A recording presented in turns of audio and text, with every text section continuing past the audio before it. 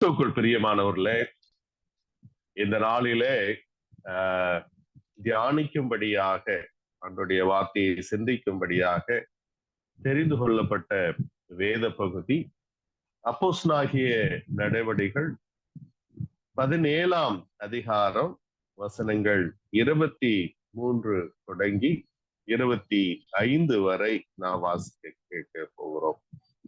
அப்போஸ்தலர் நடவடிக்கைகள் 17ஆம் அதிகாரம் வசனங்கள் 23 தொடங்கி 25 வரை.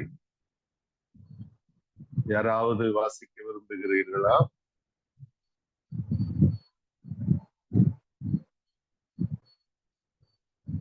அப்போஸ்தலர் நடவடிக்கைகள் 17ஆம் அதிகாரம் வசனங்கள் 23 தொடங்கி 25 வரை.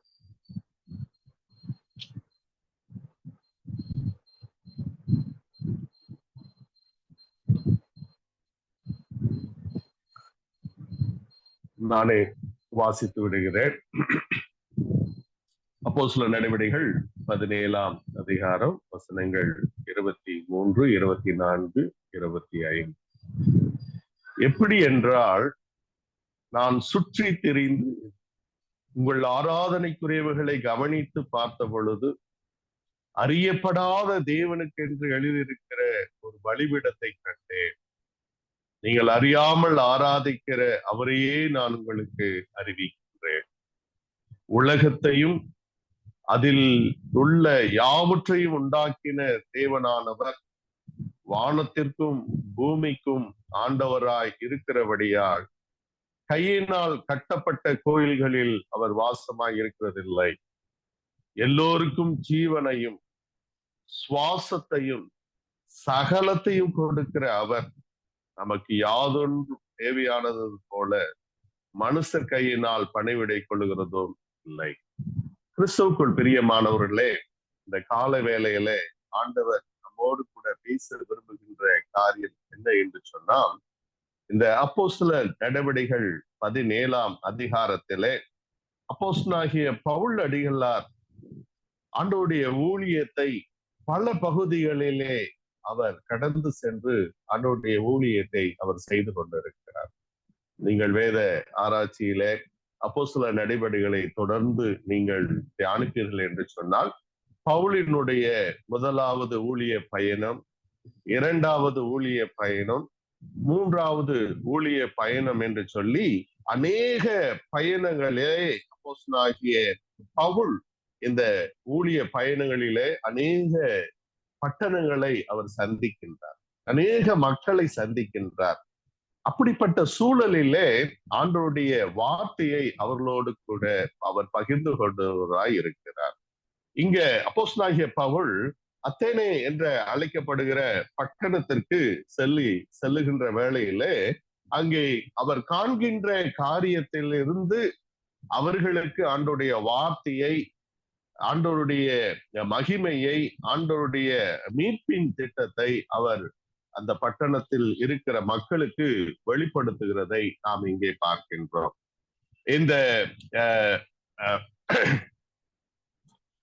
23ஆம் வசனத்திலே பார்க்கிற பொழுது, நான் சுற்றி திரிந்து உங்கள் ஆராதனைக்குரியவைகளை நான் கவனித்து பார்த்த பொழுது, அப்போஸ்தலனாகிய பவுல் அடிகளார் எப்பொழுதுமே ஒரு கிராமத்திற்கு போகிற போது, அல்லது ஒரு குடும்பத்திற்கு போகிற போது, ஒரு திருச்சபைக்கு போகிற போது, அங்க இருக்கிற சூழ்நிலைகளை அவர் சுற்றி ஆராய்கிறவராக இருக்கிறார். அநேக வேளைகளில நாம் சில வேளைகளுக்கு போகிற போது அங்க என்ன நடக்கிறது, எப்படி செயல்பாடுகள் இருக்கிறது என்று சொல்லி நாம் அறியாமல் நம்முடைய விருப்பத்தை மாத்திரம் நாம் திணிக்கிறவர்களாக, நம்முடைய விருப்பத்தை மாத்திரம் செயல்படுத்துறவர்களாக நாம் இருப்போம். ஆனால் அங்க இருக்கிற மக்களோடு கூட, அங்க இருக்கிற சூழலோடு கூட நாம் தொடர்பில் இல்லாத, அந்த தொடர்பை நாம் உருவாக்கி கொள்ள முடியாத ஒரு சூழலில் நாம் இருப்போம்.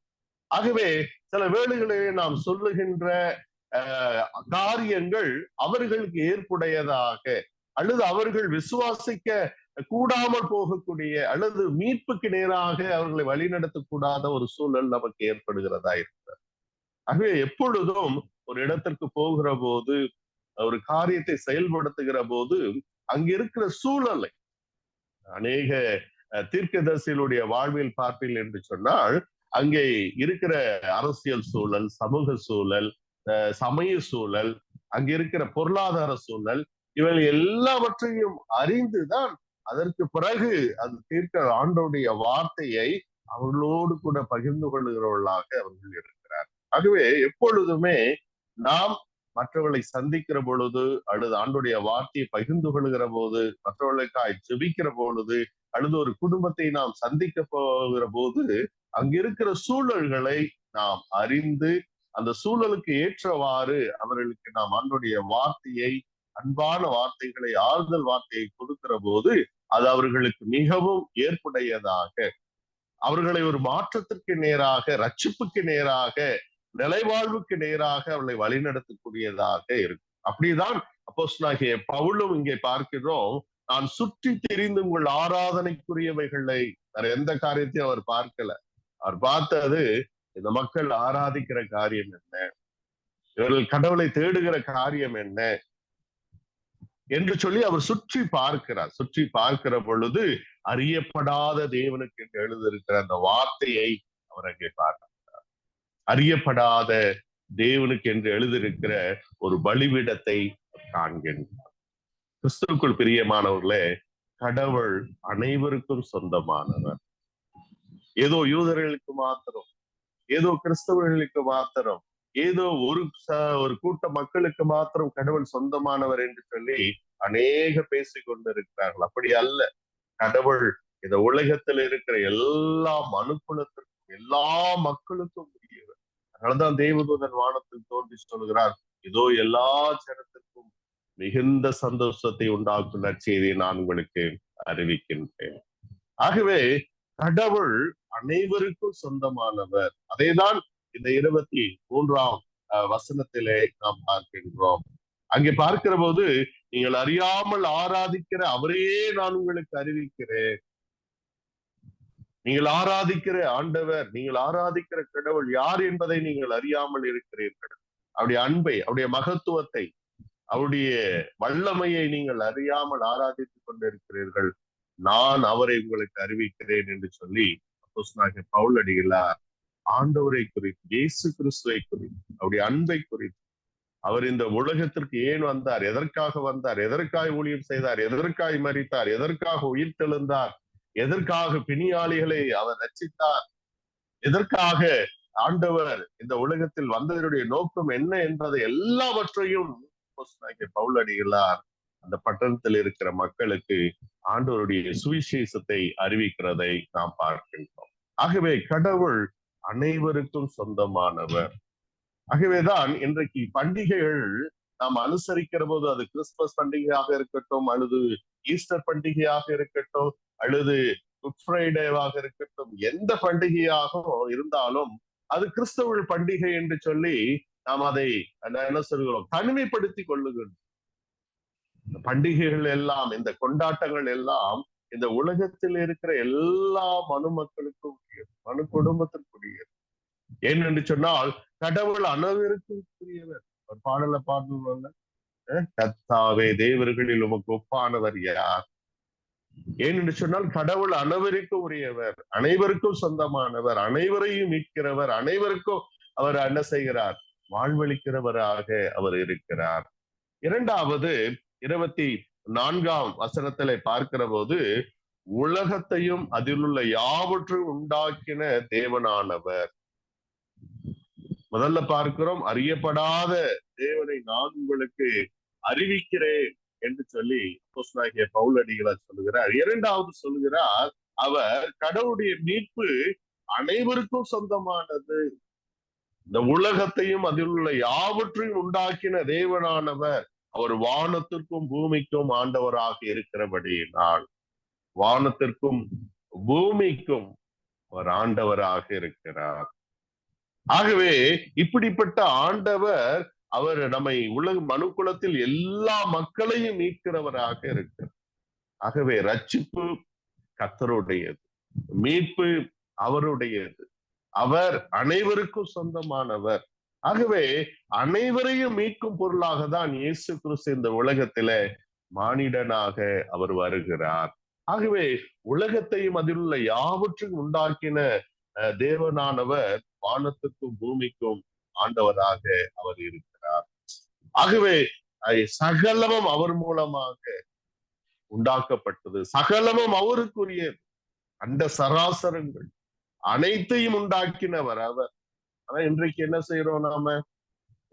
இடங்கள் எல்லாம் நம்ம என்ன செய்யறோம்?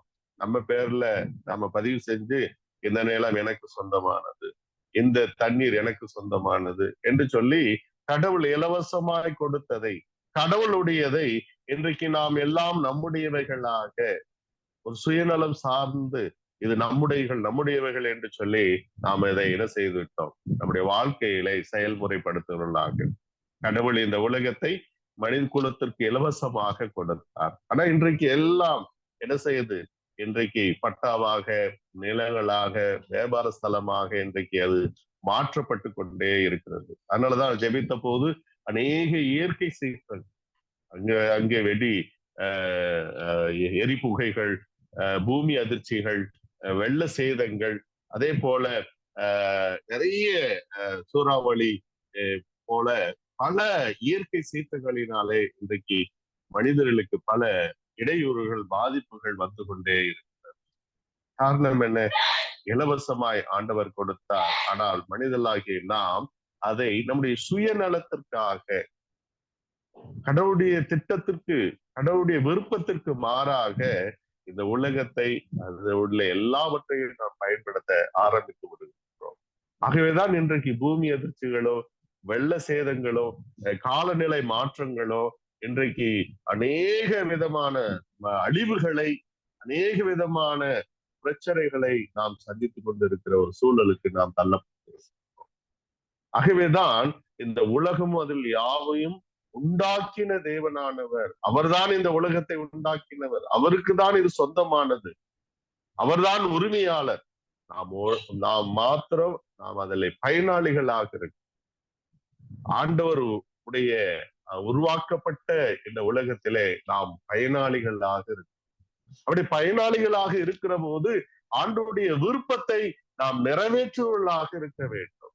ஆனால் ஆண்டவருடைய எல்லா திட்டத்தையும், ஆண்டவருடைய படைப்புகளையும் நாம் சீரழித்து கொண்டு வருகிறதுனாலே இன்று இயற்கை நமக்கு நேராக திரும்புகிற ஒரு சூழலுக்கு நாம் தள்ளப்பட்டிருக்கிறோம்.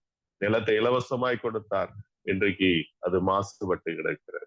அடுத்து தண்ணீரை இலவசமாக கொடுத்தார், இன்றைக்கு தண்ணீரும் மாசுபடுகிற, தண்ணீருக்காய் போரிடுகிற, தண்ணீருக்காய் பல பிரச்சனைகளை சந்திக்கிற, இன்றைக்கு தண்ணீரை இலவசமாய் பெற்றுக்கொண்ட நாம் இன்றைக்கு அது ஆறாக, ஓடையாக, அது வாய்க்காலாக, இன்றைக்கு தண்ணீரிலே நாம் அந்த பாட்டிலை வாங்கி குடிக்கிற ஒரு சூழலுக்கு நாம் தள்ளப்பட்டிருக்கிறோம். அது மாத்திரமல்ல, இலவசமாய் கொடுத்த இந்த காற்று ஆரோக்கியமான காற்று, இந்த ஆக்சிஜனை இன்றைக்கு நாம் விலை கொடுத்து வாங்கக்கூடிய ஒரு சூழலுக்கு, அந்த காற்றை கூட ஒரு வியாபாரமாக மாற்றுகிற ஒரு சூழலுக்கு இன்றைக்கு நாம் தள்ளப்பட்டிருக்கிறோம். ஆகவே உலகமும் அதில் உள்ள யாவையும் உண்டாக்கின ஆண்டவர், அவர் பூமிக்கும் வானத்திற்கும் ஆண்டவராக இருக்கிறார். அவர் மாத்திரமே நம்மை மீட்கிறவர், அவர் மாத்திரமே நம்மை ஆசீர்வதிக்கிறவர். அவர் தமக்கு பிரியமான பிள்ளைகளை அவர் ஆசீர்வதிக்கிற ஆண்டவராக இருக்கிறார். அதனாலதான் செகேக்காரன் தாவீது சொல்கிறார், அவரை நோக்கி பார்த்த முகங்கள் பிரகாசம் அடையும், வானத்தையும் பூமியும் உண்டாக்கின கத்திடத்திலிருந்து எனக்கு ஒத்தாசை வரும் என்று சொல். ஆகவே வானத்தையும் பூமியும் உண்டாக்கின கர்த்தருடைய ஒத்தாசை, கர்த்தருடைய கிருபை, கர்த்தருடைய வழிநடத்துதல், கர்த்தருடைய அனுக்கிரகம் நம்மோடு கூட இருக்கிறதாக இருக்கு. ஆகவே முதலாவது, கடவுள் அனைவருக்கும் சொந்தமானவர். இரண்டாவது, கடவுளுடைய மீட்பு அனைவருக்கும் சொந்தமானது. கடைசியாக, கடவுள் அளிக்கும் வாழ்வு அனைவருக்கும் சொந்தமானது. 25ஆம் வசனத்திலே பார்க்கிறோம், எல்லோருக்கும் ஜீவனையும் சுவாசத்தையும் சகலத்தையும் கொடுக்கிற அவர் நமக்கு யாதொன்று தேவையானதை போல மனுஷர் கையினால் பணிவிடை கொள்கிறதும் இல்லை. எல்லோருக்கும் ஜீவனையும் சுவாசத்தையும் சகலத்தையும் கொடுக்கிற அவர் இந்த உலகத்தில் இருக்கிற எல்லா கடவுளுடைய பிள்ளைகளை, ஏன்னா இந்த உலகத்துல இருக்கிற எல்லா மனு மக்களும் ஆண்டவருடைய சாயலினாலே படைக்கப்பட்டவர். படைப்புகளை பாருங்க, எல்லாவற்றையும் வார்த்தையினாலே படைத்த ஆண்டவர், எல்லாவற்றையும் வார்த்தையினால படைக்கிறார். மனிதனை மாத்திரம்தான் தன்னுடைய கையின் கிரியாக தன்னுடைய ஜீவ சுவாசத்தை கொடுக்கிறார். வேற யாருக்கும் இல்லாத, வேற எந்த படைப்புக்கும் இல்லாத ஒரு மகிமை, ஒரு பெரிய ஆசீர்வாதம் யாருக்குன்னா அது மனிதர்களாகிய நமக்கு. அவருடைய சாயல், அவருடைய கையின் கிரியை, அவருடைய ஜீவ சுவாசம் எல்லாவற்றையும் நாம் பெற்றிருக்கோம். அதனாலதான் படைப்புகளின் மகுடமாக இருப்பது மனிதனுடைய படைப்பு. மனிதனை படைப்பதற்கு முன்பதாகவே எல்லாவற்றையும் படைத்த பிறகுதான் கடைசியாக மனிதனை படை. ஏனென்று சொன்னால் மனிதனுடைய தேவைகள் என்ன, மனிதனுடைய வாழ்வதற்கான அவனுடைய காரியங்கள் எல்லாவற்றையும் ஆண்டவர் உருவாக்கி வைத்து விட்ட பிறகுதான் கடைசியாக மனிதனை படைக்கின்றார். படைத்து விட்டு இதை நீங்கள் ஆண்டு கொள்ளுங்கள், இதை அனுபவியுங்கள், இதை பராமரித்துக் கொள்ளுங்கள், இதை பாதுகாத்துக் கொள்ளுங்கள் என்ற அதிகாரத்தையும் மனிதர்களுக்கு கொடுக்கிறவராக இருக்கிறார். ஆகவே கடவுள் அளிக்கும் வாழ்வு, கடவுள் அளிக்கும் ஆசீர்வாதம் அது அனைவருக்கும் உரியது. அதனாலதான் பார்க்கிறோம், எல்லோருக்கும் என்று அங்கு பவுல் அடிகளார் சொல்றார். எல்லோருக்கும் ஜீவனையும் சுவாசத்தையும் சகலத்தையும் கொடுக்கிற அவர். சரிங்களா? ஜீவனையும் சுவாசத்தை மாத்திரமல்ல, சகலத்தையும் கொடுக்கிறவர். அவருடைய நாமத்தின் பேரிலே நீங்கள் எதையெல்லாம் கேட்கிறீர்களோ அதையெல்லாம் ஆண்டவர் கொடுக்கிறவராக இருக்கு. இந்த நாளிலே ஆண்டுடைய சமூகத்துல நாம் கேட்கின்ற எல்லாவற்றையும் நீங்கள் விசுவாசத்தினால எதை கேட்டாலும் அதை நான் உங்களுக்கு அருளி செய்வேன் என்று ஆண்டவர் நமக்கு வாக்கு. ஆகவே அவருடைய பேரில், அவருடைய நாமத்திலே நாம் கேட்கின்ற பொழுது ஆண்டவர் நமக்கு அதை அருளி செய்கிறவராக இருக்கிறார்.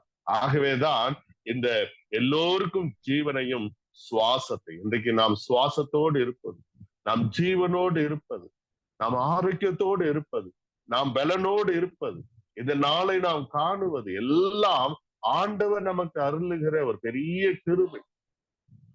அவர் தம்முடைய பிள்ளைகளுக்கு சகலரும் நன்மைக்கு ஏதுவாகவே அவர் நடத்துகிறவராக அவர் இருக்கிறார். ஆகவே ஆண்டவர் ஜீவனையும் சுவாசத்தையும் சகலத்தையும் நமக்கு கொடுக்கிறார். அந்த வேதம் சொல்லுகிறது, வாயில் சொல் புறவாதற்கு முன்னமே நம்முடைய தேவைகளை அவர் அறிந்திருக்கிறார். அது மாத்திரமல்ல, அவர் உன் மன விருப்பத்தின்படி உனக்கு தந்தருளி உன் மன வேண்டுதல் எல்லாம் அவர் நிறைவேற்றுகிறவராக இருக்கிறார். நம்முடைய உள்ளந்தரியங்களை ஆராய்ந்து அறிந்து நம்முடைய ஆசைகள், நம்முடைய விருப்பங்கள், நம்முடைய நோக்கங்கள், நம்முடைய எதிர்பார்ப்புகள் எல்லாவற்றையும் அவர் அறிந்திருக்கிறவராக இருக்கிறார். ஆகவே அவற்றை எல்லாவற்றையும் நிறைவேற்றுகிறவராக இருக்கிறார். ஆகவே இந்த நாளிலே உடைய ஆசைகள், உடைய தேவைகள், உடைய மன விருப்பங்கள், யோபு சொல்கிறார், எனக்கு குறித்திருக்கிறதை அவர் நிறைவேற்றுவார். இப்படிப்பட்ட நன்மைகள் அவரிடத்தில் ஏராளம் உண்டு. ஆகவே நமக்கு குறித்திருக்கிற இந்த நாளில நமக்கு குறித்திருக்கு, நம்ம குடும்பத்திற்கு குறித்திருக்கிறது ஆண்டவர் நிறைவேற்றுகிறவராக. ஆகவே நமக்கு குறித்திருக்கிறத வேறு ஒருவர் எடுக்க முடியாது, வேறு ஒருவர் கொடுக்க முடியாது. ஏன்னா ஆண்டவர் ஒருவர் மாத்திரமே அதை நமக்கு அருளி செய்ய முடியும். அப்படிப்பட்ட ஆண்டவர் நம் அனைவரையும் ஆசீர்வதிப்பாராக. ஆண்டவருடைய கிருபை உங்களோடும், குடும்பங்களோடும், பிள்ளைகளோடும், உடைய அனைத்து பணிகளோடும், குறிப்பாக இந்த ஜெப கூடுகையில கூடியிருக்கிற அனைவரோடும் அதனுடைய கிருபை இருப்பதாக. கண்களை மூடி நாம் ஜெபம் செய்வோம். கிருபை நிறைந்த அன்பின் தகப்பனே, அருமையான இந்த நாளுக்காக உமக்கு நன்றி செலுத்துகிறோம் அப்பா. ஆண்டவரை கேட்ட உடைய வார்த்தைக்காக நன்றி செலுத்துகிறோம். ஆண்டவரே, நீர் அனைவருக்கும் சொந்தமான, உடைய மீட்பு அனைவருக்கும் சொந்தமான, நீர் அளிக்கும் வாழ்வு அனைவருக்கும் சொந்தமானது. ஆண்டவரே, அதை எல்லோரும் பெற்றுக்கொள்ள, நாங்கள் பெற்றுக்கொண்ட இந்த ரட்சிப்பு, நாங்கள் பெற்றுக்கொண்ட இந்த வாழ்வு, நாங்கள் பெற்றுக்கொண்ட இந்த பேரானது, நாங்கள் பெற்றுக்கொண்ட இந்த மீட்பை மற்ற அனைவரும் இந்த உலகத்தில் இருக்கிற எல்லோரும் பெற்றுக்கொள்வார். நீர் கிருபை பாராட்டும்படியாய் ஜெபிக்கிறோம். அதற்கு எங்கள் அனைவரையும் ஒரு கருவியாக எடுத்து பயன்படுத்தும்படியாய் ஜெபிக்கிறோம். ஜெபிப்பதின் மூலமாய் ஆண்டவரே, உம்முடைய வார்த்தையை சுவிசேஷமாய் அறிவிப்பதின் மூலமாய், உம்முடைய வார்த்தையின்படி நாங்கள் வாழ்வதின் மூலமாய் அநேகரை நாங்கள் உம்முடைய அன்புக்குள்ளாக, ரட்சிப்புக்குள்ளாக கொண்டு வருவதற்கு அனைவரை நீர் எடுத்து பயன்படும். எங்கள் அனைவரை நீர் ஆசீர்வதியும். இயேசு கிறிஸ்துவின் மூலம் வேண்டிக் கொள்கிறோம் ஜீவனுள்ள நல்ல பிதாவே, ஆமென்.